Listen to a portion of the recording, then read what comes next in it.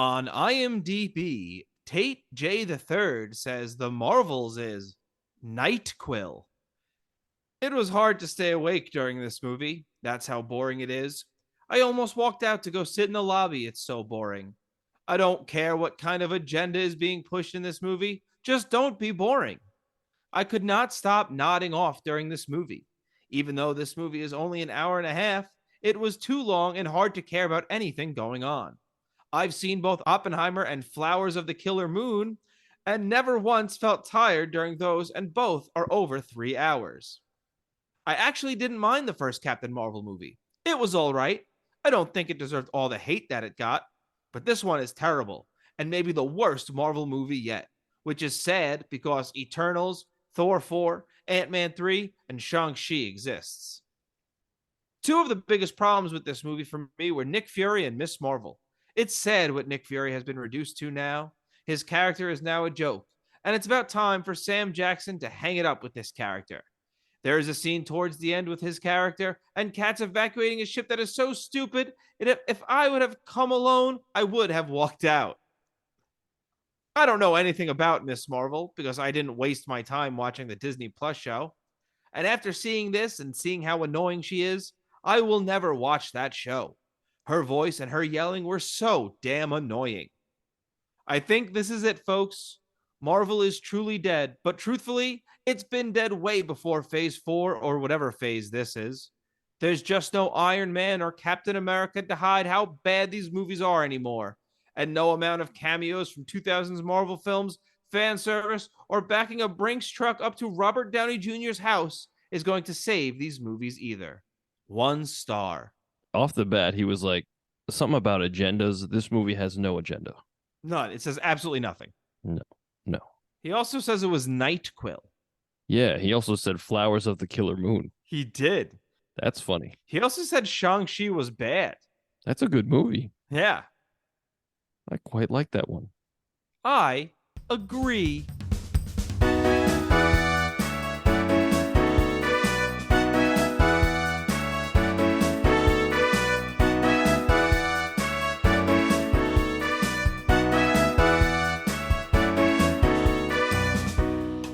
Hello, and welcome to the Royd Review Podcast. I'm Rob. And I'm Andy. And we're here getting a little hot and fresh. I burned my hand. At night. We're talking about the Marvels. Yeah. From the year of our Megazord 2023. Wow, that's this year. It is this year. Andy, had you seen the Marvels before this? No, I saw it opening night, though. Opening night? Yeah, so we could see it. So we could do this podcast. I saw it Thursday night. So did I. Wow. Wowza. And did you watch Miss Marvel ahead of time, unlike this idiot? I did. I watched it as it came out. Yeah, so did I. But that counts. Yeah. Because this guy's complaining about not knowing anything about Miss Marvel while also saying he didn't watch the show.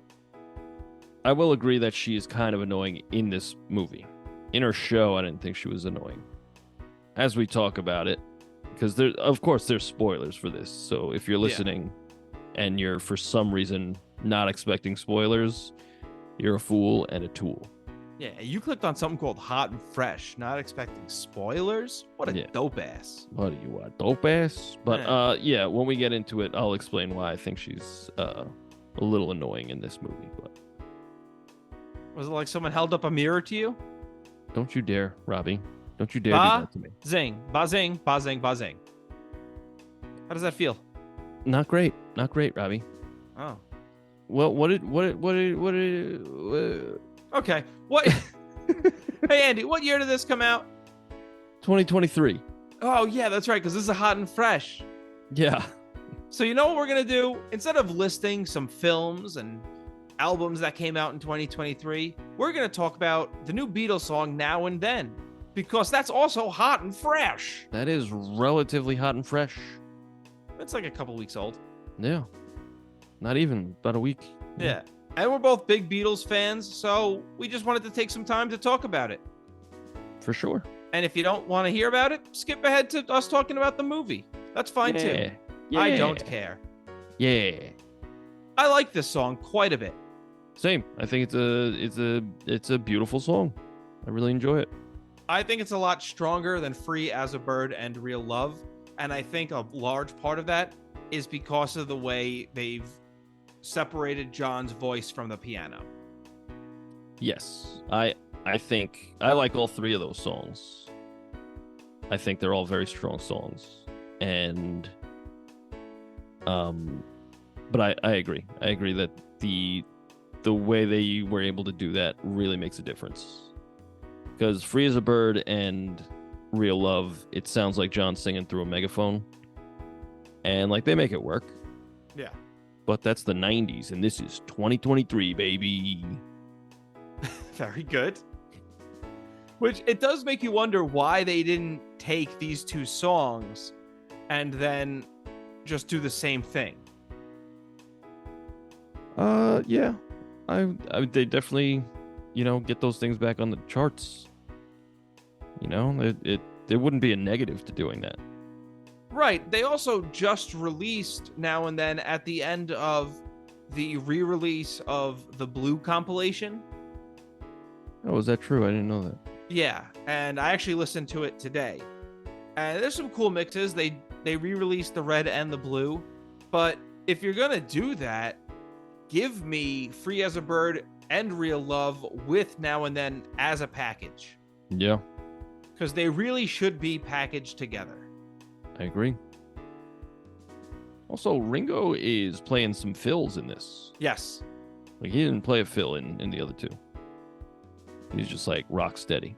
But in this, he was like, you know what? Check this out. I'm here for it. He sounds great. I love the bass line in it that Paul put in. Yeah. It is very much like, okay, Paul, that the first thing you hear on the track is Paul counting it in. Yeah, I mean, it's Paul, Yeah, no, exactly. Yeah, it's like, yeah, we get it. You got to be the first person everyone hears. I was in the Beatles. Did you watch the 12-minute making of documentary? I did. And I thought it was nice, but it's just they got everyone to say, like Paul said it, Ringo said it, Sean said it. Everybody who was involved was like, yeah, no, if John was alive, he'd definitely be cool with this. Yeah. Like, they're just letting you know, like, guys, he would have been cool with this. He would have loved this. Yeah. And, like, I feel like they don't really have to justify it because I don't think this is an egregious use of AI. No, this wasn't. When Paul McCartney first said AI, a lot of people took it as, oh my God, they used AI to recreate John Lennon's voice. Yes. But that is not what happened. They actually used this really cool technology that went in and separated this mono track of John's piano and vocals. Yeah. So they could just have the vocals. And that's awesome. Yeah. There ain't nothing wrong with that. Especially on something that John labeled for Paul. Yeah. You know, this is something that was given to Paul and Ringo and George back in the day from John's family, and it was well after John had died anyway. Yeah, it was, what was that, 94? Yeah. Yeah, so like, I mean, it was in the same sessions. They recorded a version of this, but they were like, it's unusable. So then they went back and they redid it, and it's great. It's a great song. And honestly, John, why would you keep these three songs off? Like, these were like, he had just released what was it, Double Fantasy or whatever? Yes, I think these were written. Yeah, these were written before Double Fantasy. Oh, what is he doing sitting on these songs? They're better than most of his solo work. I think he was saving it for the Beatles reunion. Yeah, that makes sense. It's interesting. I've talked to a lot of people about this song, and a lot of people have said, I was expecting something a little more upbeat. And I don't know, if you listen to anything John Lennon wrote throughout the 70s, nothing was upbeat. Yeah, and I kind of like it's like all three of them, Real Love, Free as a Bird, and this, they all have a very chill vibe. and I'm here for it. Right. It's, I mean, he was 40 when he died. Like, and yeah, as you grow up, as you get older, you like I never used to like slower stuff. I was always like, let's fucking go, let's get to the heavy part. But like, yes. no, just fucking, you gotta bask in it, you know. I like a slow groove. When I was a kid, really young, my favorite Beatles song was always Revolution, just because of the guitar part. I was like, rock and roll. Yeah. I used to say I like the single version of Revolution more than the album one, and now it's the opposite. I like the album one better. Yes, it's better because it's like slower and less. I understand like what they're going for. Like Revolution is loud and noisy, but like I like the subtle album version better. It's just better to me. I don't know. That's also got those great backing vocals. Yeah, bop ba doo bop shout. You know. I also really love, you could tell George Harrison's guitar part in there. Yeah, he's got that quintessential slide. Yes. Guitar technique. Yeah, I overall think it's a really strong song. Now, I am wondering, is this really the last Beatles song? I mean, look, if they could do that again, and it's a good song, how would they get George on there, though? That's a good point. You know? They just start chopping up different notes from different songs that Yeah, George played. he's there. That's him. Like, this is macabre. I don't like this. Yeah, this is egregious. Did you watch the music video? I did. Yes. What'd you think of that? It was fine. I didn't care. I thought that was a little ghoulish. Oh, when they started like adding in the video of John and George with them. Yeah. Yeah, and, like, I could see they that. were like, you could see like, it looks like there was a body double and they just replaced the face. Yeah, it did. And that's weird. Why are you doing that? They're old now, so just show us like studio, like them in the studio, and then like flashback footage. Like it's easy. You don't have to do all the weird shit you're doing. No, I totally agree. I don't need to make it look like, oh, look, they're in the room with them again. Yeah. It's like, no, they aren't. Yeah, they're dead, guys. For years. Dead. Yeah. 4 years. Oh, I just remembered the reason I asked about the making of documentary. One thing I really liked in that was the string part where Paul McCartney was talking about how we couldn't tell them they were working on a Beatles song. We just told them they were working on something for me, and it's like, it's still working with Paul McCartney. Yeah, but I mean, it's Paul McCartney, and then there's the Beatles. The Beatles, you know, yeah. It's I really like it. I've been humming it ever since I've heard it, and I've been listening at least twice a day since. I just throw it on, and I'm like, hell yeah, hell yeah. Nice. I've been listening to it too. Did you see? Do you follow the Beatles as a corporate entity on Instagram? Because I don't like saying I follow the Beatles on Instagram. You know, they posted this thing of a bunch of influencers doing reaction videos to listening to Now and Then, and it's all people our age and younger, like crying while listening to it, and it's like, shut the fuck up. Like, yeah, I can kind of get it if it was someone like yours and my father's age, who's like, oh, this is the music I grew up with. I can't. But like, listen, I get it. We all love the Beatles. But like, you don't get this cry and act like you went to see them in concert in the 60s. I mean, it's marketing, you know? Oh, no. Listen, I know. But it's just one of those things where it's like, oh, cool. We're watching a bunch of millennials make content. Right, and like I've never listened to the Beatles and just wept. And like, if you have, that's fine. Maxwell's Silver Hammer gets me. That's weird. That's a weird one, Robbie. Yeah. I also cried during Why Don't We Do It in the Road? That's another weird one, Robbie. Well, they're talking about intercourse, and it makes me go, oh boy. I mean, at my wedding, you were there. It was our wedding. You remember that? Yep. So, your wife was pissed. She was livid. Still is to this day. I don't blame her. Don't blame her one bit. We had a harpist, and they played. She was a harpy.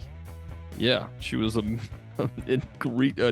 mythical Greek creature, and she played Here, There, and Everywhere, and I Will, which is You will what?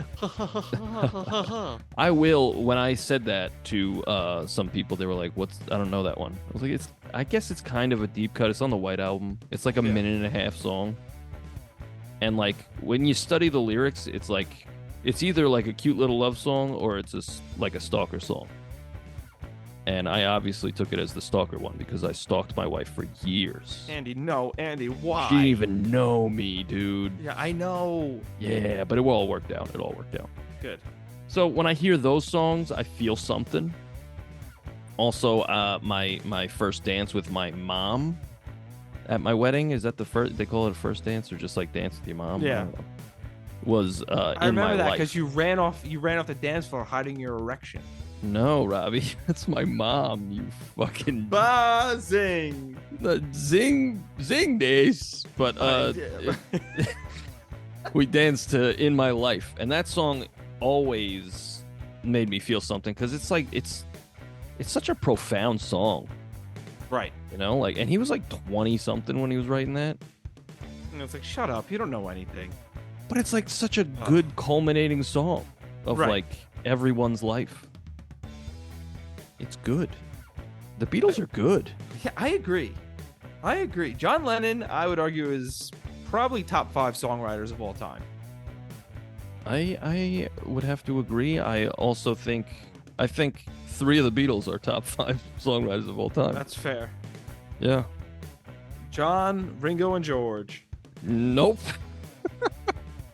I used to be a just John guy. I was like, Paul's got the schmaltzy shit. But like as I get older and I look at Paul's Beatle output, it's fucking incredible. Paul's Beatle stuff is great. His solo stuff, I'm not a fan of. See, I never even really tried. The only solo stuff I got into was George. Okay. I like John's solo stuff for a while when I was younger. I think Imagine is a good album. And I think the Plastic Ono Band album, it's got some pretty good stuff on it. And I tried with everything. And of course, there's good songs on every album.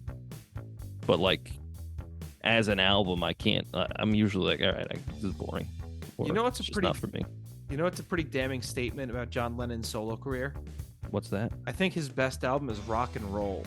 That's a cover album. Yeah. I think it's safe to say that Paul and John needed each other. Yeah, I think so. And I think it's safe to say that George didn't need any of them. I would disagree with that. I think you see Paul's progression as a songwriter thanks to John and Paul. Oh, you mean George? George's. Yes, George's progression as a songwriter thanks to Oh, John and for Paul. sure. I'm just saying once they hit like Abbey Road, he's got 2 of the strongest songs on that album. Yeah. And from there on, I think he's good. I think he learned on everything. The White Album, I think you can argue he has the best song on the White Album. Well, While My Guitar Gently Whimpers. Very good. While my guitar silently whimpers. Yeah. I've got a brand new mantra. Paul's a big fat cunt. Yeah, I mean, he had While My Guitar Gently Weeps, but then he also had like Piggies. Have you seen those little Yeah, piggies? like- Yeah, I'm looking at one over Zoom. How fucking dare you, Rob? Got him again. I am doing my best. I'm doing my best, Bobby. Yeah, do better. I'm trying, Bobby. You are doing serious damage. But I think, Let It Be, I think he had, I Me Mine is a really cool song. Yeah. But I think just his solo output is just leagues above the 2 of them, John and Paul. I can't disagree. And I just wish that they would use the AI to fuck with All Things Must Pass, that album, because that wall of sound shit really ruins that album. I agree. Yeah. Just fuck Phil Spector. Yeah, fuck that guy. Known all around good guy. I think he's dead now, isn't he? I don't remember. Who cares? Who cares, honestly? Who fucking cares? All right. All right, so that's our thoughts on the Beatles then and now, or now and then, unless you have anything else to say. No, I'm happy with it. I really like it. Yeah, me too. The Beatles, now and then. The Royds like it. We gave thumbs up there for Yeah, we anyone gave who's two listening to this audio. two thumbs up on a Zoom Two on a thumbs fucking way, podcast. way up. Wow. You want to talk about the Marvels? I sure does. Cool. Overall, I actually had a really fun time here. Yeah, this is fine. That's a great word to describe it. Fine. Once I realized that this was kind of a low stakes film, like nobody is going to die, it was very easy to settle in what I was in for. That'd be like, all right, nothing serious is going to happen here. Let's just have fun. Yeah, this is probably the most kid friendly movie. Yes, this very much could have been a PG movie if they just weren't throwing the word shit around. Yes. I don't think this is what Marvel needs to be putting out right now. No, I don't think it was bad, No, it's but you're good. right. It's good, not great. I thought it was better than the first Captain Marvel. Yes, I enjoyed it more. Yeah, and it's breezy, Very quick. Yes. sea breezy. Very good. It's a Very danger good. to Sea its. biscuit. Okay, never mind. It's not a danger. I mean, unless you're afraid of horses. Okay, the pacing was good as well. Like there wasn't a moment where I was like, what's going on here? I was just Right. It's just like it's always rolling, and that's good. I do like that. Right. Yeah. The switcheroos that they were doing and all those fights, I thought all the fighting was really good. I totally agree. I really liked the switching. I like that montage of them learning to control the switching. Yeah. And it was quick and breezy. Yeah. I also liked in the fights how because Kamala Khan is inexperienced, you see her like falling over. She's sort of clumsy at times when she's fighting, Right. which makes sense when you're watching a teenage girl who's trying to be a superhero. Yes. But then once she understands what's happening, she's once again like mostly in control. Yeah. Because she's a formidable fighter. She's got that cool power. Oh yeah. But it's just always good. It's like in the movie Scream when the killers are like kind of pathetic. They're tripping over things. They're very easy Yeah. to knock over. It's nice to see when people are inexperienced in these things because a lot of times in superhero movies they get their power and they're off and running. Yes. Yeah. But here we're seeing her, even though we did see the Marvels, she's still struggling with her powers, which I do enjoy. Yeah. Yeah. It was good. I did not really care for the scene inside the Khan's house, though. The scene in That fight scene. Oh, where they like wreck their house? Yeah, and it devolves into what seems like everyone just running in a small circle.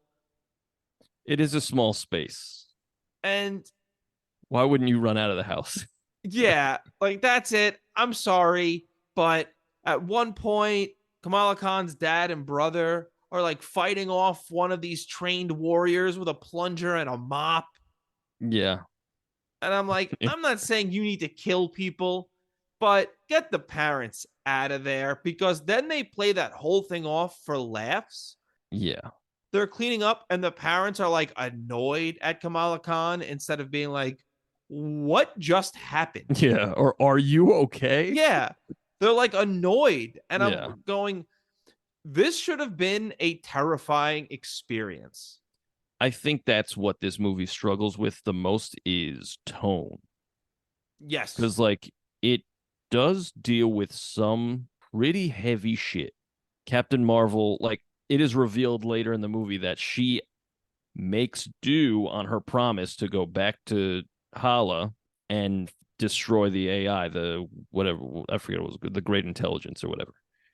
And she does it. The thing that doesn't matter, it's like, hey, this probably should have been Captain Marvel too, but all right. Yeah, and she does it, and it turns out it didn't fix anything. In fact, it made everything worse. And she is responsible for pretty much a genocide. Yeah. And like that is really heavy. And I think that's really good. Like that's good writing. It's good.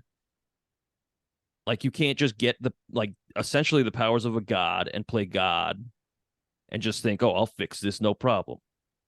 because like it's Right. way more complicated than just like this is right and this is wrong.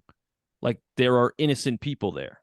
I really like that. And what you're saying is true. I like the stubbornness of her in this because, like you said, she basically just keeps trying the same stuff over and over again without trying anything new, while keep thinking, oh, she's going to fix it just by doing the same nonsense she's done over and over again.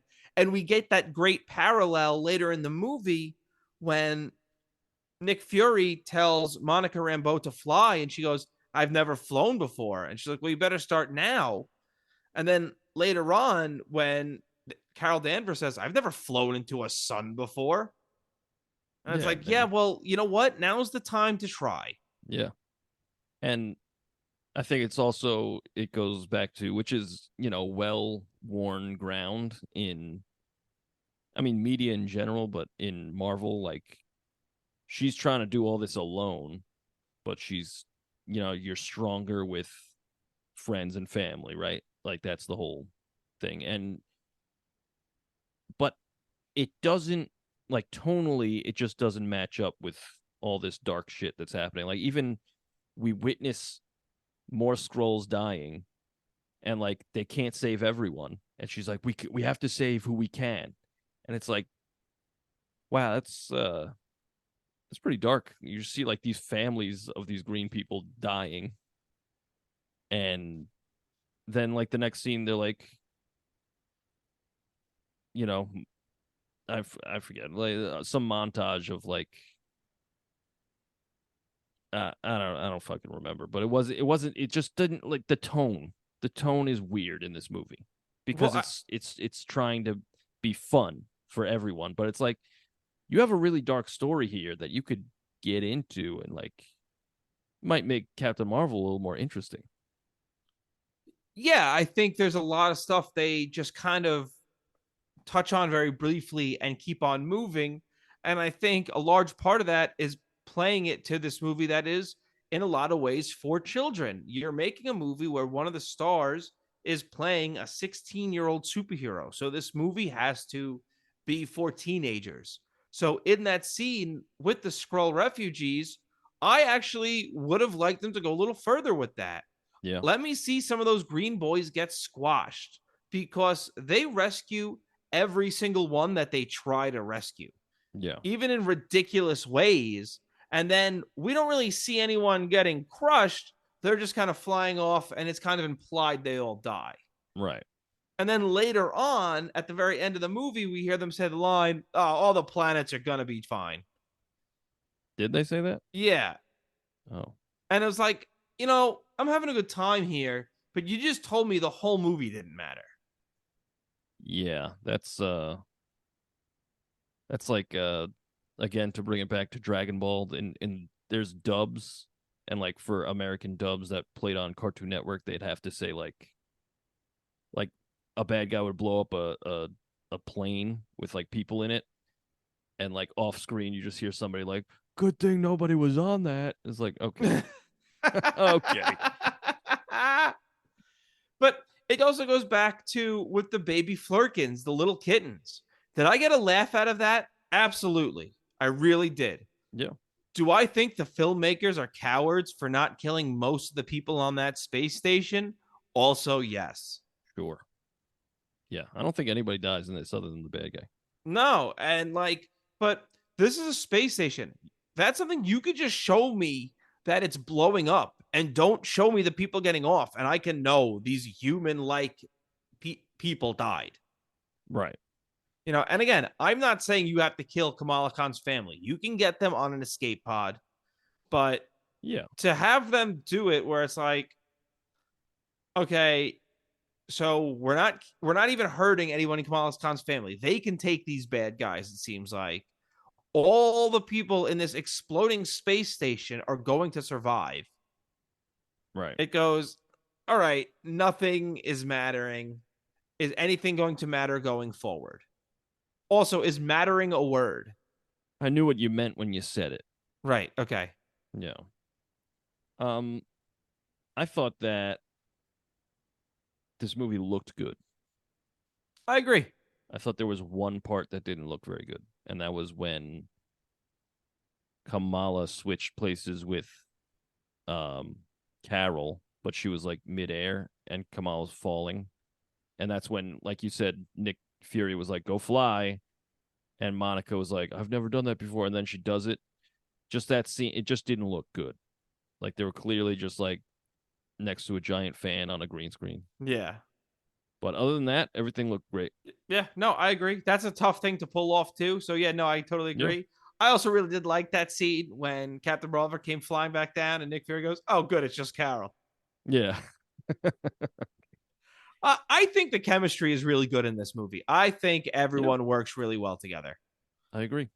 And just like in the Disney Plus series, I thought Kamala Khan and her mother are really fun together. I think they have a great chemistry.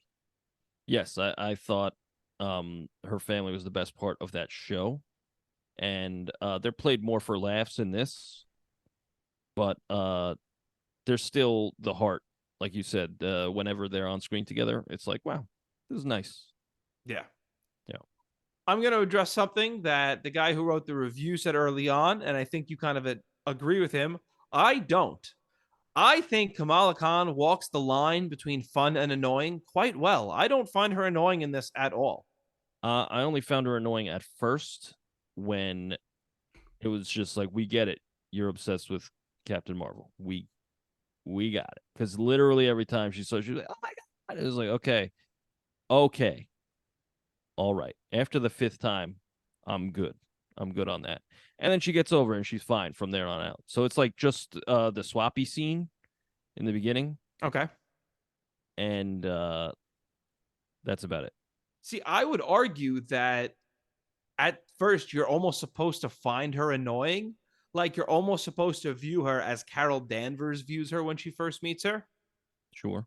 Because Carol Danvers views her as a problem. Yeah. She views her as almost in the way. Yeah. And she doesn't want a fangirl at this point. And she also knows right now she's going to be have to dealing with a lot of this stuff with Monica.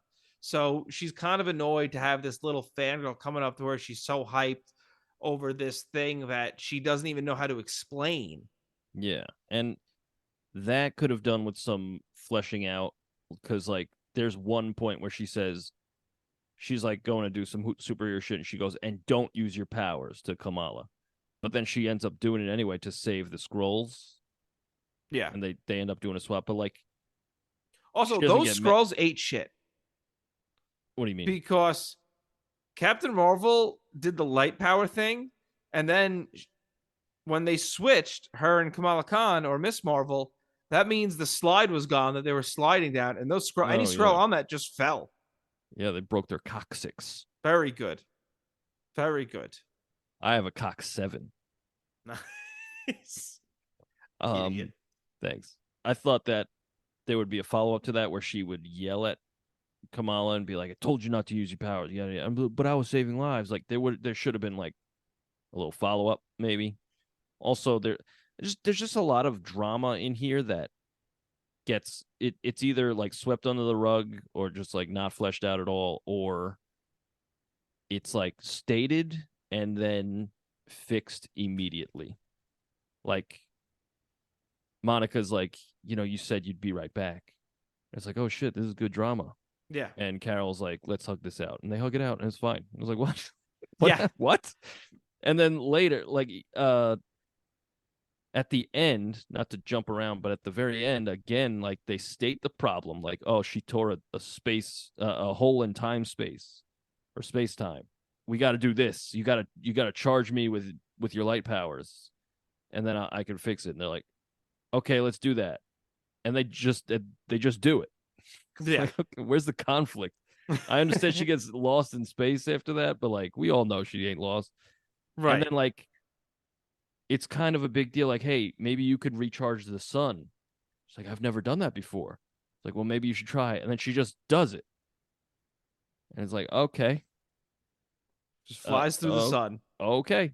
I guess that's So it. she Like, can do that. right, and that's You fine. know what? Give me the scene of her first doing of when she's first doing it, her powering through it or something.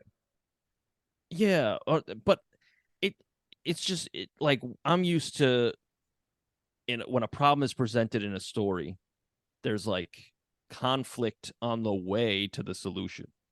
It's not just like, oh shit, we got to do this. I just did it. We're good. I you get know? what you're saying. I think the conflict that was supposed to matter in this movie was just getting their powers to work together. Yeah. Because even at the end, the villain wins. Yeah. The villain gets the bangles and then dies. And then they're just like, oh, this actually ain't all that bad. We can fix this. Yeah. And I mean, the villain, like, she was trying to save her world, but also get revenge in the process. I think this villain's 100% justified. Yes. Yes. And that's what helps this movie out a lot is that it's a villain who is justified and who truly believes in what they're saying. Yeah. And like as a viewer learning the past of what happened, it's like, yeah, no, she shouldn't just get away with this. Like Carol Danvers should not just get away with this. Yeah. She needs to get some sort of comeuppance. And she doesn't. She straight up does not. No. One thing you touched on earlier, and you were absolutely right, is they give Monica Rambeau such a great reason to be upset with Carol Danvers that like she had no one after the blip. But then they don't, like you said, they don't do anything with that. Like I thought they were Yeah. gonna have some sort of fight. Right. And like you said, the conflict here is having them work together, but they're all buddies from the Yeah. jump. Like they each have a tiny little conflict. Like Carol sees Kamala Khan as a problem, like you said, for a second. And then Monica has beef with Carol for a second. And then they're all buddies. And then they work it out. And that's it. It's like, Yeah. so I thought there should have been more conflict between the three of them. And then by the end of it, once they finally learn to be buddies, that's when their powers can work together. But instead, it's just like, no, this villain's just a lot tougher than we thought. So there's that. And again, the action's awesome. So the action holds it up because like that last fight scene where they're It just is beating the living shit out of her is great. awesome. And you know what's great about it? They didn't throw in a pop song.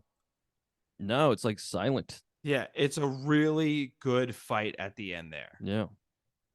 But then the villain basically uses self destruct. Yeah. Yeah. I didn't really you know are we doing questions? Because I have questions. I don't have questions, but we can do All questions. right, we'll do questions later. Yeah. You know what? I do have a question. Then I'll ask a question. Oh hell yeah. Uh, Um, I thought, we got like I in the last episode for Captain Marvel 1. I was like, we don't really know who Carol is. Like she doesn't really have too much characterization in that movie. right. And in this, you get a little bit more, like, but it's really just the things she's done. We still don't really know who she is. Well, part of the problem is we see her plagued by this darkness and regret, but she's still cracking her jokes. Yeah, like she's actually unfazed. Yeah. So It's it's like, just what like is in it? the back of her mind. Yeah. So they need to make a decision on whether or not she's loose, she's light and cracking jokes, or she's really weighed down by the things she's done in the past. Right. And that's it. That once they fuck up with the scrolls, it's just a bunch of scrolls of paper. But the scrolls, right? And the scrolls are pissed. They're like, oh. She's like, we have to evacuate. He's like, where? Where? We don't have anywhere, Carol, you dick. And like, so they take who they can, and then Tessa Thompson from Thor shows up, takes them, and it's like a somber moment. And then she's like, I know, we'll have to go to this water planet where I fucked the prince there. Yeah. And it's like, what a weird tonal shift. This sucked. I This thought the planet itself was fun. I thought thought it's it a fun looked idea. fine. You know what? It's a fun idea, but again, this is a totally different movie. And Yeah. that's it. Am I supposed to know who this guy is? No, but I just enjoyed like, oh, their language is song, so everything like that's such a neat idea.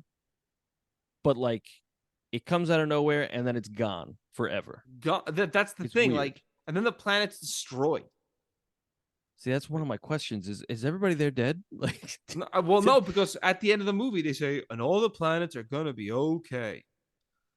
I don't But understand. that's the kind of thing you put in a James Gunn movie. That's what James Gunn should have used in Guardians of the Galaxy. Or if this was a movie that was from Kamala Khan's perspective, and we were doing a lot more stuff like we had at the beginning with her comic book, and the rest of the movie is kind of like weird and colorful and fun, Yeah. then I'm all on board with this. But this just seemed unnecessary. Especially when later on they go to Earth and it's like, you guys know Earth is 75% water, right? Yeah, you probably could have taken everything you needed from Earth. So this just felt like Marvel wanted to force in something quirky. Yeah, it was like it's the more I mean, it's definitely been happening for, since the beginning, but like you couldn't really tell back then what there was so many cooks in the kitchen, clearly. Like Yes.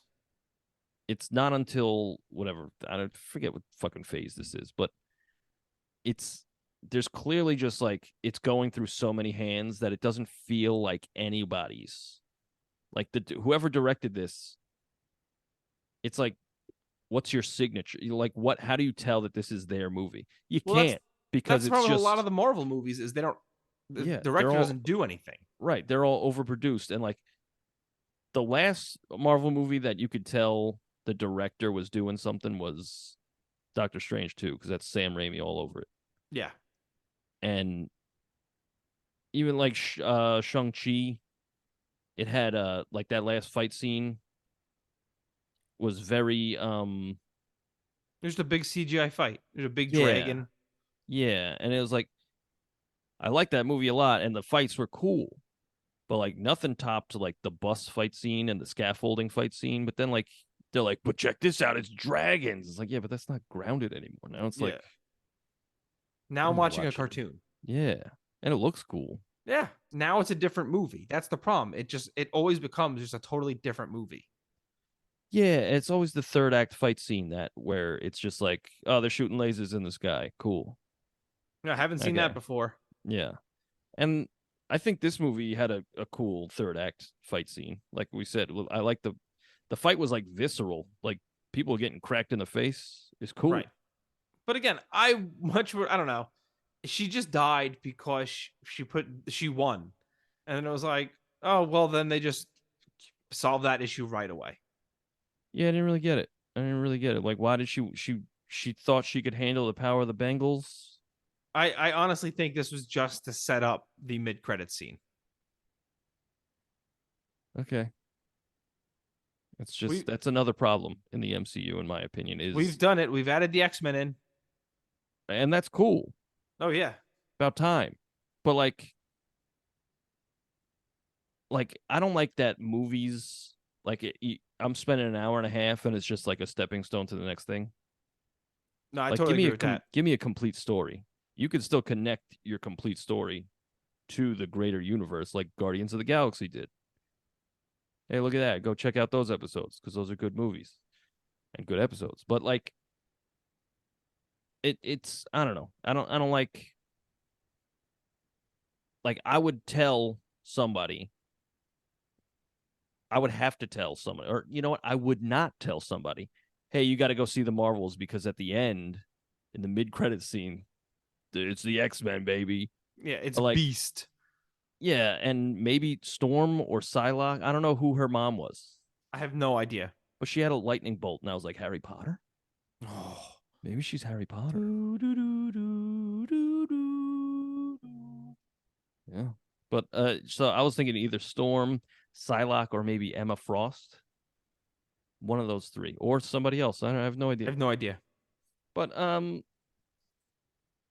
mean that's cool. But like, what does it have to do with the movie we just watched? Nothing. Absolutely And nothing. that's the thing. Give me a complete story. Well, like they were better off just ending it with when she was recruiting Hawkeye girl. Oh yeah, uh that was cool. I guess Katie they're doing Bishop, like, what are they doing? Young I Avengers. guess. But that was cool. Yeah, I also like how she was like, "You're a kid." And she's like, "I'm 23." Yeah. Yes. I did not need the previously on Captain Marvel recap at the very beginning. I think my wife appreciated that because on the way there, I was like, "You remember the first one at all?" She's like, "Nope." I was like, "You remember the cat?" She's like, "What?" I was like, "Yeah, remember the kid?" Like the whole time they're like, "Oh, there's a cat. It's super dangerous." And Sam Jackson's like, "It's just a cat," and then they're like, "No, it's a flurgan." And she's like, "What the fuck are you saying to me?" So like, I They think she they, they appreciated recast that. the cat. Yeah. Well, it's been Looks a totally while, right? different. Does it? Yeah, it looked I totally didn't even different. notice. This one had a white mouth. Huh. Huh. Huh. Huh. Real quick, thank you so much for listening. If you want to send us some feedback, send us an email at roydsreview@gmail.com. That's ROYDSREVUE@gmail.com. You could also find our music on Spotify, iTunes, wherever you get your music by searching The Royds. That's ROYDS. We have 2 albums and a Christmas song. Hope you like it. Yeah, I got nothing else. I really like this. I did. You want to go to Letterboxd? I do. I mean, I think overall it's fine. You know, zero risks are really taken here, Yeah, exactly. and that's not what Marvel needs right now. I think they need innovation and risk taken, like kind of like Loki. You know, that's a weird show. Well, Echo is supposed to be TVMA. Oh hell yeah, brother! I did see like the beginning of the trailer where Kingpin beats the living shit out of that dude, and I said, "Hell yeah, Let's say heck brother! yes. Okay, let's not be inappropriate here. Heck yeah, brother!" Um, I want to say 3 stars. Okay, yeah, sure. What do we give Wow, Captain Marvel? I don't remember. Okay, We'll have to go back and listen. all right, I'm good with 3. Well, I just gave it 3 stars. Look at us. Wow, Wow. wow. Well, you said you have some questions about Captain Marvel. I do. I have one. Okay, I'll go first because I have more than one. Okay.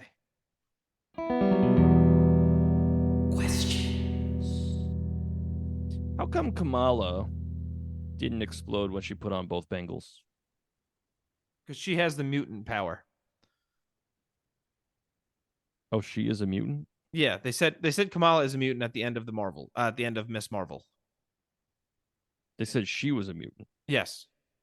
I do remember they said the word mutant, and I was like, Yeah, oh. like, you have some sort of mutation, you freak. Okay.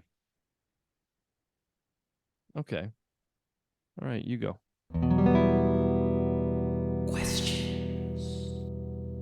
So are we gonna get a Marvel musical? Probably at some point. No. How'd you like the musical in Hawkeye? It was stupid. I liked it. I thought the Broadway thing was fun. It was fun, but it was not like a post credits thing that Yeah. just show that in the show. I waited around after the credits and that's what I was pissed. Yeah. Did you wait till the very end of the credits on this one? No, I looked it up. It's smart. I I, waited, and it's just a cat thrown up, I but like always Google just it audio. before I leave. Yeah. Smart. Smart.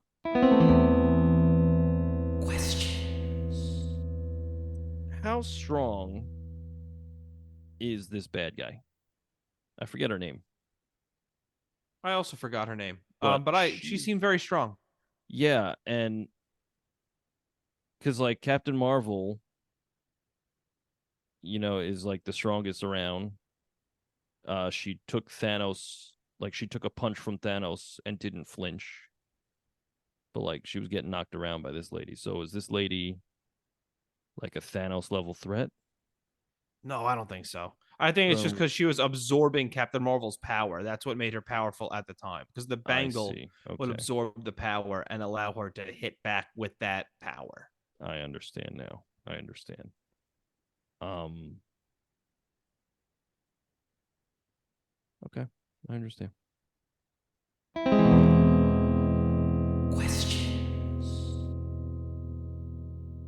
Good. All right, my last question is one I kind of already asked. Is that like they just abandoned the water planet, right?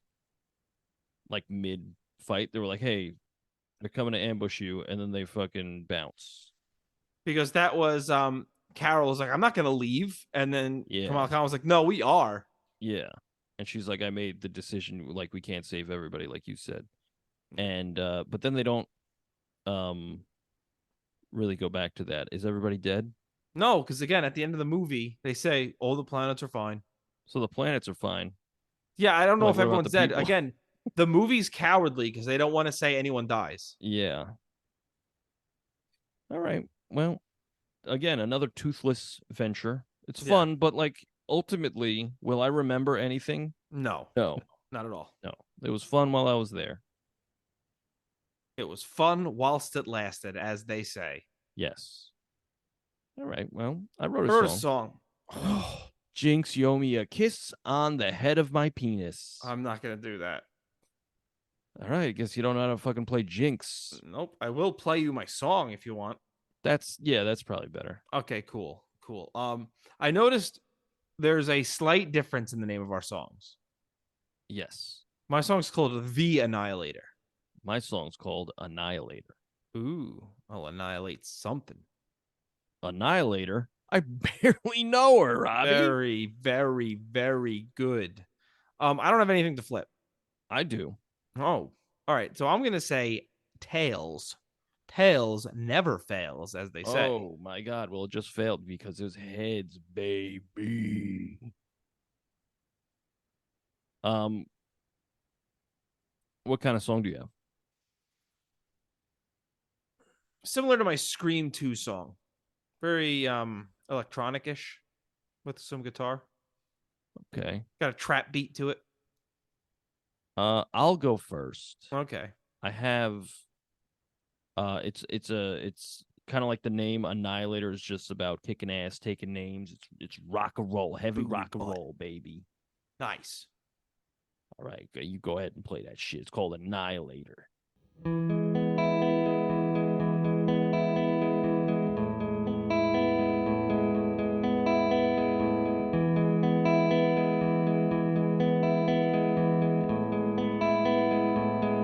I went to set things right, but instead I started a bigger fight. It seemed so simple at the time. It was clear to me what was right. But there's more to it than wrong and right. And now I'm the reason that people die.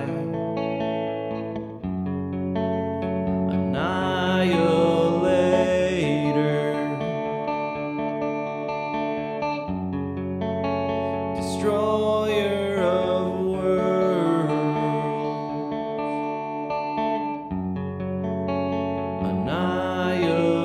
Annihilator, destroyer of worlds.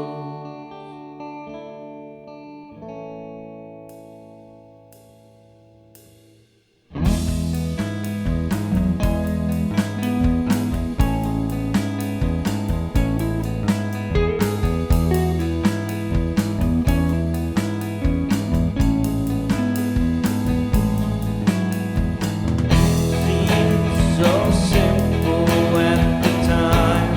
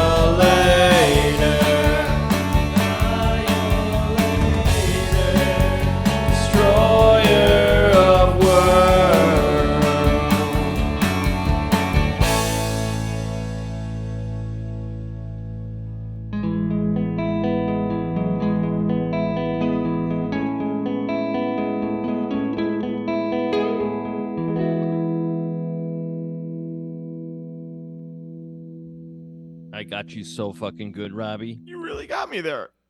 It wasn't rock and roll at all. I guess it's kind of technically it was rock and I roll. liked it a lot. Thank you. Very mellow. Yeah. I had a pretty gnarly cough all week, and I lost my voice, and I'm just starting to get it back. And I recorded that earlier today, so I said, let me take it easy. And yeah, so I did. Nice. Yeah. Yeah, it's pretty much about that big glaring issue where she is responsible for a a Cree genocide because All the she deaths thought, that ever existed. yeah, she was like, oh, I know what's best. Let me blast this thing that you've been relying on for millennium millennia. And she does it, and she's like, later, and they're like, Carol, we're all gonna We die. needed And that. yeah, and it's like she made everything worse. Like there was a civil war, all this shit. And you know, I feel like the story is there for a much uh deeper movie, Yes, but they're but not they going were to give like, you that. yeah, they were like, let's just have fun. And it's like, all right, that's fine. Whatever. But yeah, it's my song Annihilator. I like it. Thanks. Why don't you tell us about your song, Robbie? My song's called The Annihilator, and it sounds totally different because it goes a little something like this.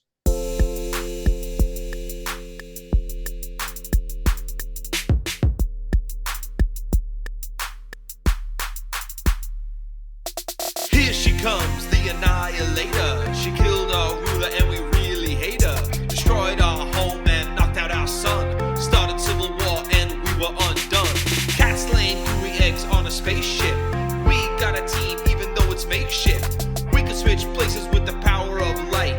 Doing what we can to make things right. Teaming with my hero, maybe we could be besties. Fighting in the living room beside my family. Make the hard decisions cause someone had to die. There's work to be done now, dry your eye. Reunite with loved ones up in space. Tentacles coming out of a cat's face. Get a little help from Valkyrie. Save all the little green refugees. There she goes, the Annihilator, flying into the sun. You better watch out, you better take cover, something she's never done. There she goes, the Annihilator, flying into the sun. You better watch out, you better take cover, something she's never done. Going to a planet of people who sing. Captain Marvel is a princess, so that's the thing. She's coming with a bangle to take your water. You better take care of my only daughter. Here she comes, the Annihilator. She's riding in a space elevator. She came and took a planet's air. Those people perished, you didn't even care.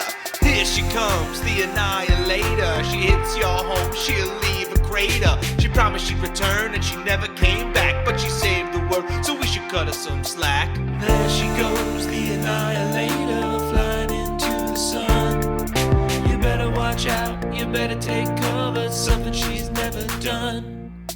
There she goes, the Annihilator, flying into the sun. You better watch out, you better take cover, something she's never done.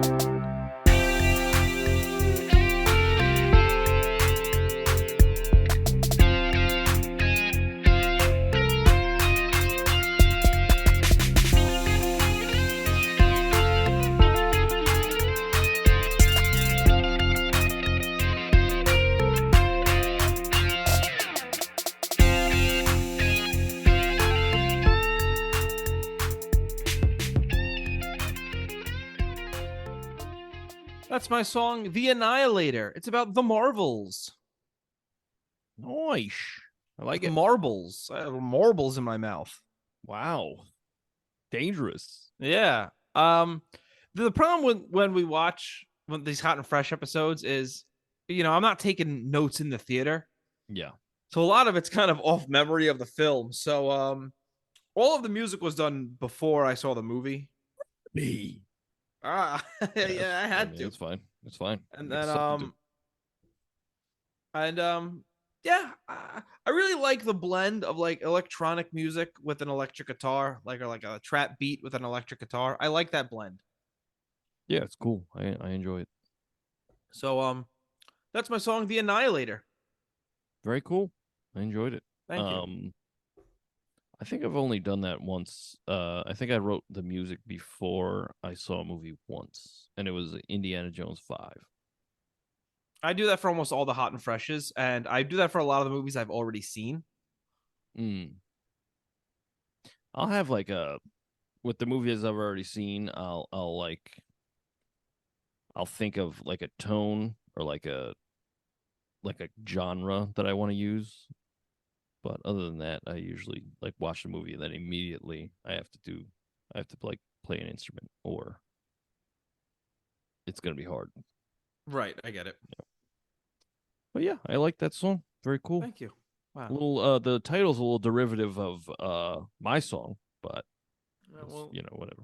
you know what, Andy? You're just so great. I had to copy you. Mm, that's what all the great artists.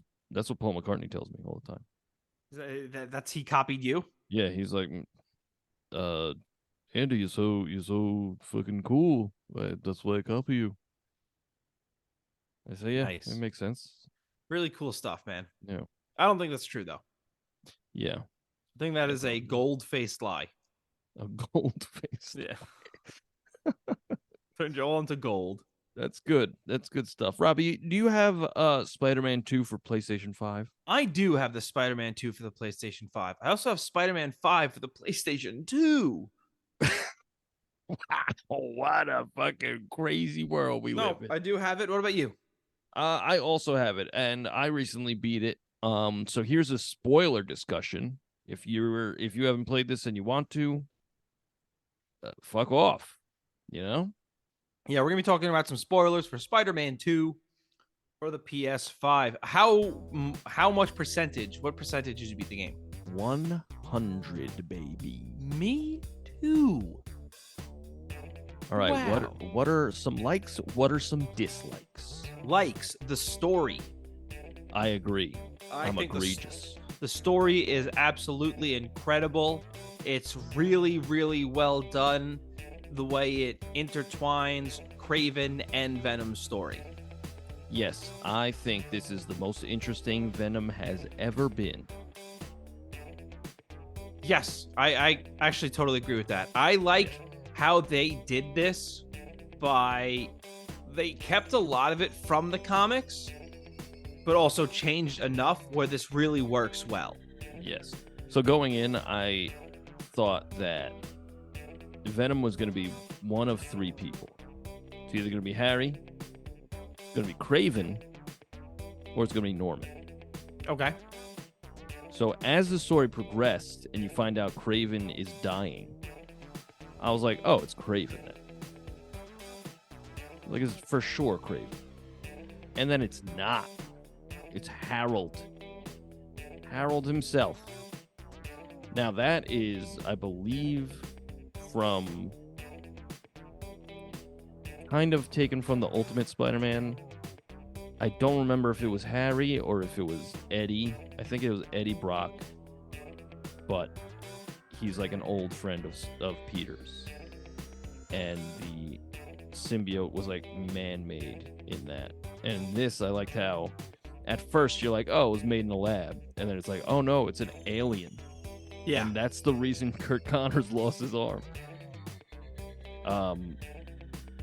It was cool. I liked how it all connects, and it's just really well done. And like, Yeah. the Peter's transformation is very good. And like, whenever anybody gets the symbiote on them, they start saying how they actually feel, but like in a much more Aggressive way. Yeah, yeah. Well, it's the Slipknot. A Slipknot. Oh my god, where am I? It's the fucking I'm very, very tired right now. That's all right. That's all right. It's the Spinal Tap amplifier of turning everything up to 11. Yeah. Because like we see it later on in the game when Mary Jane becomes what is it, Scream? Yeah. I did not see that coming. No, me neither. But that was an awesome fight. That was cool. So like as a comic book reader, like even like I like Venom because Venom's cool. He just looks cool. But like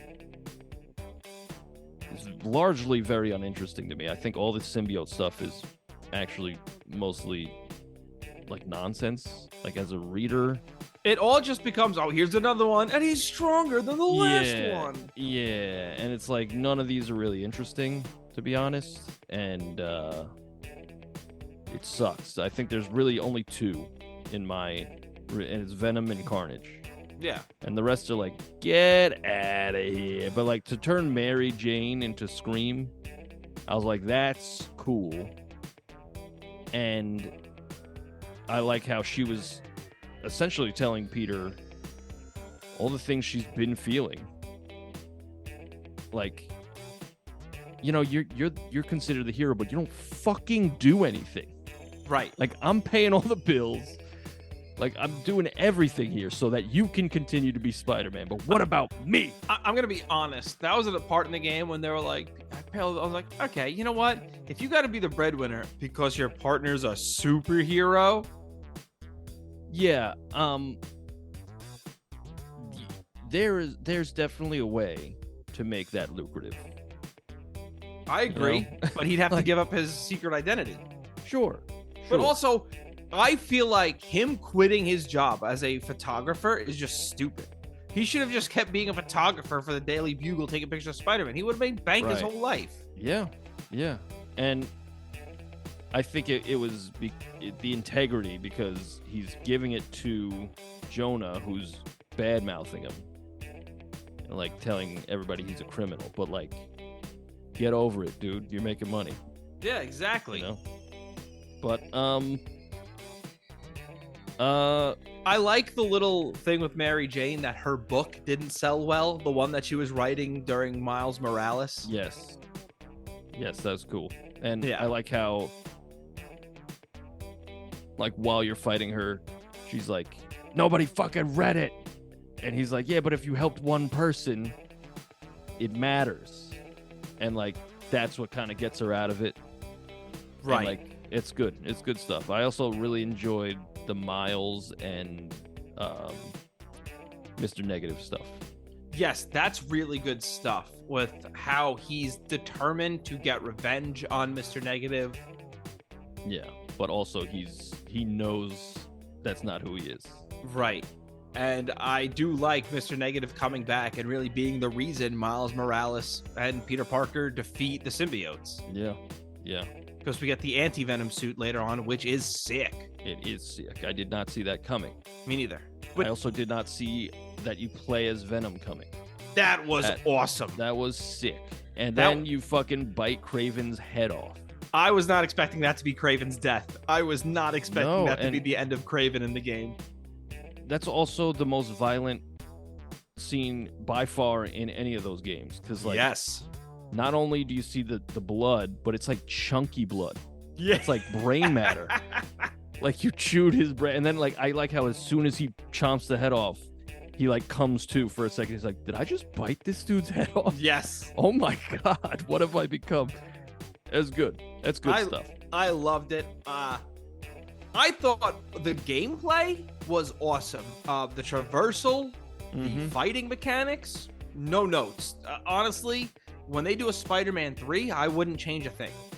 I would bring back the big web shot from the first one. Okay, where it like shoots like a giant ball almost. Yeah, and it just like glues him to the wall, like with one shot. I really like that one. I get that. I missed it. But I'm just talking about the gameplay itself. So some gadgets, yes. Yeah. But like I like the quick gameplay. The traversal was incredible. The web wings. I love the web wings. And the like the you can unlock them later, the additional jumps that you could do mid-air. Yes. Good stuff. What are some critiques? It's glitchy AF. It is glitchy. I wouldn't say AF, just because compared to other games that are released now. Fair. not too bad. I know will what it is, say though? I spawned as a cube once. See, I've never done that. So I've been lucky enough where I've never done the cube spawning. Is that a thing? Yes. Okay, I thought because it happened to me. I said, "What?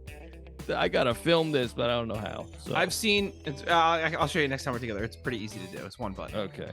But I actually filmed myself glitching because I glitched inside a wall.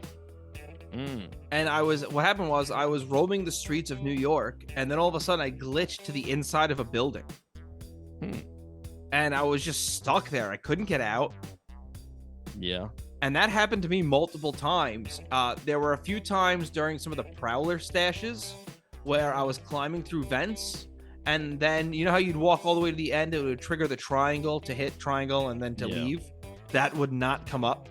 That happened once to me, yeah. So, like, there was a couple times I was just stuck in the walls or the vents. There were a couple times where I'd be doing, like, a crime mission, and it would just seem like the last bad guy didn't spawn in. Yeah. Yeah, and then you got to restart. You don't get the credits for that. Right. Though that's really my big negative with the game is when I'm buying a $70 game, you know, glitching into walls I can live with because it's kind of funny. But it's when a mission is being totally corrupted by it, and now I have to redo it. Luckily, most of the time, like on the Prowler stashes, when I hit restart from last checkpoint, it usually just took me out of the vent and counted it as though I'd completed the Prowler stash. Okay. That's not so I couldn't really complain about that, but it is just something that's like, this kind of sucks, you know? Well, that's the problem with modern gaming is you're spending all this much, $70, and the game's not done. Right. Like, what? And this is a good... this isn't even a good example because these are like minor glitches. Minor. That get released and they're like bugged as shit. But this bugged Spider-Man. Nice. But like, I thought the shit, I lost it. Well, the Mary Jane fight was very cool, but it's just like she becomes Scream and then you beat her and then she's good. I thought that was kind of weird. I didn't mind it. There were a couple of things like that. But yeah, great game. And my other critique, other than the glitches, was I thought it was short. It is short, and there's not. That's my critique. Is there's only like 2 side missions. Yeah. And the rest are just like collectathons. Yeah, which I don't mind per se, but I needed a little more in terms of boss battles. Like, I really liked the Wraith fight with the stuff at the end of the Flame storyline. Oh yeah, he's Carnage. Didn't see that coming. Yeah, I really love that. And like other aliases, Cletus Cass, and I was like, oh, I'm gonna hard. Well, and like he says, like, and he takes his fucking team, makes a meal out of it. He's like, there'll be fire, there'll be flames, and there'll be a huge pause. He goes, Carnage. And I was like, oh fuck, that's fucking Cletus Cassidy. Stares and down the barrel of the camera as he says Carnage, making sure you got it. Well, they start nudging you. I thought like, oh okay. The next side mission, you'll fight Carnage. That's fucking cool. And then I was like, oh, that's 4 out of 4 for the Flame. Yeah, because a lot of it was setting up Spider-Man 3. Or DLC. Yeah, which Carnage is not DLC. Give me that's the villain of the next game. Yeah, or like at least one of the major villains of the next game. But they already hinted at, I guess another version of the Sinister Six or something, because also towards the end of the game when Osborn approaches Octavius in his cell after he talked about the G Serum, so we're obviously getting the Goblin in the next game, or at least a variation of the Green Goblin. Yeah. And he talks about, you know who the Spider-Men are, and Octavius says like, oh yeah, I'm making the master plan or something like that. Yeah. And I was like, so what are you doing? You getting the Sinister Six back together? Like, also, here's some questions. questions. Is So we know Scorpion's dead, Mm-hmm. but when you're doing That was Mary awesome. Jane, That was so cool. that was very cool. When you're doing Mary Jane missions and you like, you could click triangle on a couple things. You see the Vulture's wings, Electro's something. I think they're all dead. Are they're all dead? I think so. What a waste. Like, you gotta keep at least like Electro around. It's a formidable threat. Well, you know what? At least give me those fights in the game before Craven kills them.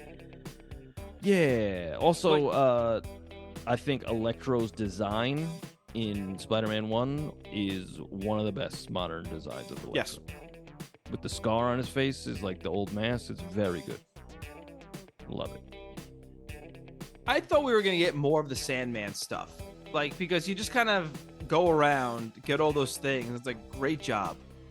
Now, go and give this to the little girl, and you're done. Yeah. Again, a collectathon. Yeah. I think as an entire game, like just gameplay wise, I think I like Spider-Man 1 better. Just because there's so much more to do, and yeah, it's been out for longer.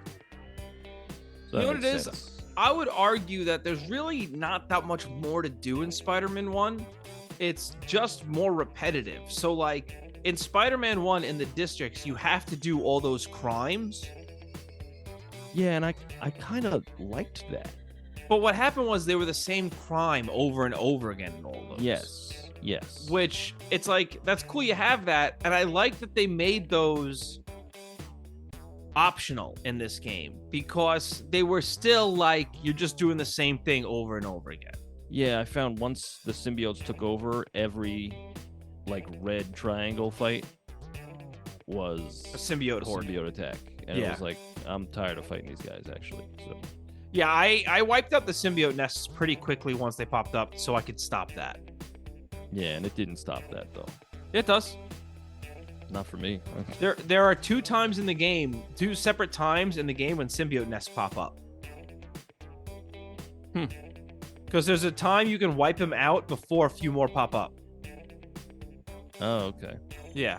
I actually saved like 2 of them till after I beat the game, and then I wiped them out, and then still it's just symbiotes. And then, you know, I 100%ed everything. You get all the costumes. I like the costumes. I like the Mysterio stuff. I really did. We replaced the Taskmaster stuff. It's the timed challenges. I think it was really cool. I liked it. I think Mysterio is just fun to play against. Yeah, and I like the twist. Yes, that it wasn't him controlling everything. Yeah, like he's actually reformed. Like that's cool. Yeah, and I thought Miles should have. I feel like towards the end of the game, you're mostly Peter. And I think it would have been cool to be Miles a little more. In the main game, I mean. Well, that's why I'm wondering if we're getting DLC and what kind of DLC we're going to get. Well, it seems like he really passes the torch at the end of this. Yes. He's like, hey, I'm going to take some time off. You're going to be Spider-Man. And Miles is like, hell yeah, brother. Which, and Insomniac confirmed as much, that going forward, Miles Morales is going to be the main Spider-Man in the games. Okay. But we also meet at the end of the game Cindy Moon, so are we getting Silk? Yes, for sure. I think they're going to change her story up, and she's been bitten by the same spider that Miles was. Yeah, that makes sense, because Peter's been Spider-Man for like 8 years. Yeah, right? Even longer now, so yeah. Yeah, it makes sense that it would be that same spider. So I wouldn't be... Did he kill... I guess it could have bit her before it bit him. Right, yeah. I mean, listen, it doesn't matter, ultimately. Or she probably like worked at Oscorp or some shit. They always do. It's always that how they were an intern, blah, blah, blah, blah, blah. If you're in the Marvel universe and you're a spider, and you're a scientist, you're going to either be a supervillain or a superhero. Like, yeah, there's no way around it. Yeah. There's going to be some radioactive explosion. And you're going to be like, what? But that's why I'm wondering, is the DLC going to focus around Miles? Because I know some people have speculated a Daredevil DLC, which would be really cool. That would be cool. But, you know, we also have the Wolverine game coming out eventually, which is in the same universe as this. See, that's where I feel like there is a lot of potential. You could make an MCU per se in the video games in its own continuity. Yes. And it's fucking, you're gonna be printing money. I mean, video games is already a more lucrative business than movies. Yeah. Fucking print that money, baby. I'll buy that shit. You know, I'm definitely getting the Wolverine game. Oh hell yeah. Insomniac, honestly, I've never played an Insomniac game that I wasn't like, wow, great job, guys. I have an agreement. Spyro the Dragon, Ratchet and Clank, even those Resistance games. They were Spider-Man. Spider-Man. Spider-Man 2. Yeah. Spider-Man Miles Morales. Yeah. All excellent. Yeah, they really are. Yeah. I just, like you said, I kind of wish it was longer. And I kind of wish there was more post-game stuff. Yes, I totally agree. But overall, excellent. And it looks good. It looks incredible. Yeah. I liked the trophy. Did you get the trophy of if you run the bases at the minor league ballpark? No, I didn't. Yeah, if you go to the minor league stadium, which it represents the Cyclone Stadium, the Brooklyn Cyclones, you can run around the minor league bases, and you get like a trophy for it. That's cool. Yeah, I saved a lot of trophies for when they do New Game Plus, which they should at some point. I think they have something like that. Don't they? No, oh wow, not yet. Yeah. So that's another bummer, but awesome. And I also picked up the Metal Gear Solid Remaster Collection, and I played Metal Gear Solid 1, and that's an old game. Nice. That is all. It's just like almost unplayable because it's so old and the controls are dog shit. Incredible. But yeah, that's what I've been. I beat Spider-Man. I was like, all right, there's really nothing left to do. Let me Metal Gear it up. And now I'm sneaking around my house. I'm knocking on the wall. And my wife's like, "Can you stop?" I'm like, "No, you could see me." A few years ago, when I was playing the first Spider-Man game, I think it was my brother. He goes, "Hey, what are you doing?" I was like, "I'm playing Spider-Man," and he goes, "That's a video game, right? You're not like sitting in your apartment acting like you're Spider-Man." I was like, "Yeah, no, it's a video game." Not building web shooters over there, are you? Whip, whip, whip. Oh, let's see what other villains are left. Like major villains. We got Green Goblin. You've got Green Goblin. You've got Hobgoblin. You've got New Goblin. Okay, we got Green Goblin. Out of those three, you got Green Goblin. You got Carnage. Yeah. They said Chameleon. I don't know. Chameleon. Yeah, I mean you 100%ed it, so there's chameleons coming. Yeah, I mean, but they've also opened up the multiverse. That's true. Because there's that Easter egg for. It's connected to Spider-Verse, right? Yeah, I mean that was like obviously a direct connection. It seemed like it. So very cool. I think they could do something with that. You know, with Spider-Man, it doesn't really matter because it opens up this world with the multiverse and the Spider-Verse. They could just be grabbing anybody from anywhere. Yeah. I'm just trying to think of like major villains. I guess you could bring back Fisk. Yeah, you could bring back Prowler even. Lizard. Yeah, but he's got to be a good guy because like that's a whole character thing. Yeah, who cares? It's a video game. Yeah, but like he's got to be a good guy. I mean, Prowler has been a good guy. Yeah, exactly. But you could tell a story about how, I don't know, it's Black Cat is still around. Yeah, they look like cool. they're setting... That mission was fucking awesome. Yes. With the fucking portals. Oh, my goodness. And then she disappears. I was like, where's more of that? I want more of that. That's cool. But it looks like they're also setting up like Kraven's children. Yes, his daughter. So like, and with these games, like with this one, there weren't a lot of boss fights. You know, it looks like they're going to be doing more with Wraith. So I think they have places to go with it. Yeah, and it doesn't even have to. I mean, the major villain of the last one was Mr. Negative. Like, who the fuck is that? You know? Exactly. They could make. They'll get El Muerto. Yeah, they could get El Muerto. I mean, they could get Big Wheel. There you go. I could totally see it. You could do Rhino again. I mean, they kind of did him twice already. Who cares? It's a video game. You can rehash. Oh, he's out of prison. Yeah. You could do like. I wonder if they'll do like the Clone Saga. The much maligned Clone I don't Saga. think so. No, I don't think so. I mean, they could make it good, you know? I think they'd much prefer to do the universe or the Spider-Verse. Yeah, that's the big thing now. Yeah. That's true. Well, it gives you more beloved characters other than Ben Reilly. Yeah, and Kane. You know, Yeah. Kane. That's gotta be Kane. Yep. That's him. Yeah, I don't know. I'm looking forward to whatever happens next, whether it's DLC or just a sequel. Me too. I hope there's some DLC. Yeah. Or at least New Game Plus. Like, give me New Yeah. Game Plus. Give me a reason to play it again. Well, yeah, what do we got going on next week? That's a great question, Eddie. Next week, we are doing The Hunger Games. The Hunger Games. Ooh, I sure am hungry. I could go for some games. I'm going to eat a board of Monopoly. Mm. Starchy. Ugh. Well, let me tell you where you can find the music.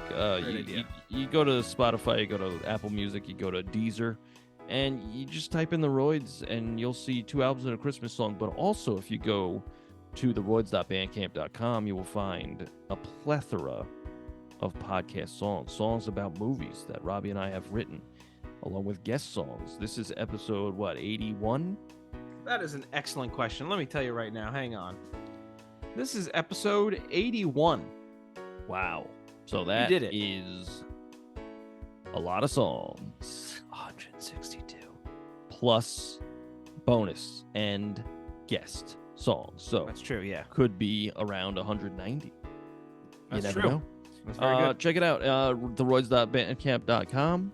And Robbie, what about the socials? You go to Instagram, you go to Sure. Twitter, you Yeah. go to TikTok, you go to Will do. X, you go to YouTube, and you type in the Royds Band, and you follow us. And then you can also listen to the podcast on YouTube and give us a 5-star review, give us a rating, let us know. Send us an email at roydsreview@gmail.com. That's ROYDSREVUE@gmail.com. Request a movie, talk shit, whatever you want to do. Just send us an email. Yeah, and leave a 5-star review like Robbie said, and also tell your friends. Yeah. Yeah, word of mouse. Word of Klaus. Hello. All right, well, next week, The Hunger Games. Num num num. All right, bye everybody. All right.